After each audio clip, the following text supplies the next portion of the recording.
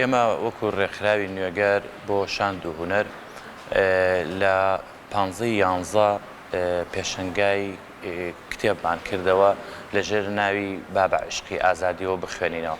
دیارە پێشەنگاکە 3 ڕۆژی خایەن لە ناو هۆڵی تەوارە پێشەنگاکەمان کردەوە لەگەڵ هەر یەک لە پەرتوخانەی ڕۆمان و ماڵی سوهرەوەردی و پەرتوخانەی مێد و ناوەندی ڕۆشنبیری ئەندێشە کە ئێمە لە نەزەری ئێمە با بڵێن بۆ چوونمان وا بوو کە بیکەین بە پێشەنگایەک 1000 کتێب لە خۆی بگرێ بە چەندین ناونیشانی جیاواز، بەڵام دیار بوو هاوکاریکردنی لایەنەکان کەمتر بوو لەبەرەوە کە کۆمەشی لایەنەکان کەمتر بوو بۆ کتێبپێدان، تەنها ئەو چەند لایەنە هاتن بە دەنگمانەوانێ و پێشەنگاکەمان کردەوە.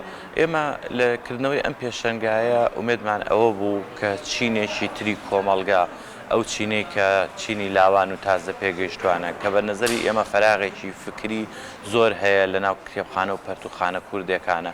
ئێمە گەڕاین باشترین لەو کتێبانەی کە خزمەتێکیان با بڵێن خۆراکێک تەزغیەکەکا بە مێشکی گەنج لەم ڕۆیە. ئێمە ئامانجمان مێژوو بوو، ئامانجمان ئەوە بوو گەنج لە مێژووی خۆی تێبگا، لە مێژووی نەتەوایەتی خۆی تێبگا. بەو بیرەوە ئەم پێشەنگایمان کردەوە کە دیارە ئەمە یەکەمین جارە ئێمە لەم جۆرە پێشەنگایانە ئەەکەینەوە.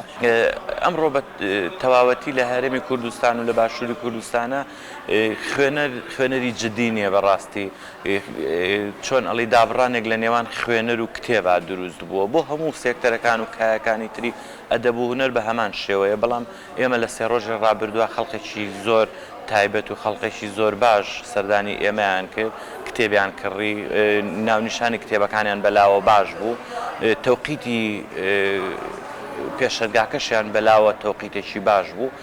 بەدەنگەوە هاتنی خەڵک لە باشووری کوردستانە لە چاو ئەوەی ئێمە بڵین چاوەڕوانمان ئەکرد زۆر باش بوو، یعنی سەردان زۆر باش بوو، هاتنی خەڵک کڕنی کتێب لەلایەن خەڵکەوە زۆر باش بوو. بەتەئکید سەرچاوی کتێبەکان زۆر بوون، نزیکەی زیاتر لە 100 سەرچاوە بوون، بەڵام ئەگەر دابەشیان بکەین زۆرینیان کتێبی ڕۆمان و کتێبی مێژوویی بوو، بەڵام کتێبی کۆمەڵایەتی تیا بوو، کتێبی سیاسی تیا بوو، کتێبی فکری تیا بوو. بەشێکی باشیشی لێ فرۆشرا تەسەورەکەم لە نازان بۆ ناونیشانەکان کە لە چ ناونیشانیشان زۆر فرۆشراوێ، بەڵام بە گشتی کتێبی باشی لێ فرۆشرا. من لە کۆتایی ئەوە بڵێم ئەم پێشەنگایە کە ڕێکخراوی نوێگەر کردێەوە وەکو ئەشێکی نیشتیمانی و ئەخلاقی خۆمان پێشکەشمان کرد بەیجانی چیا باکووری کە یەکێکە لە قوربانیانی هەفتە.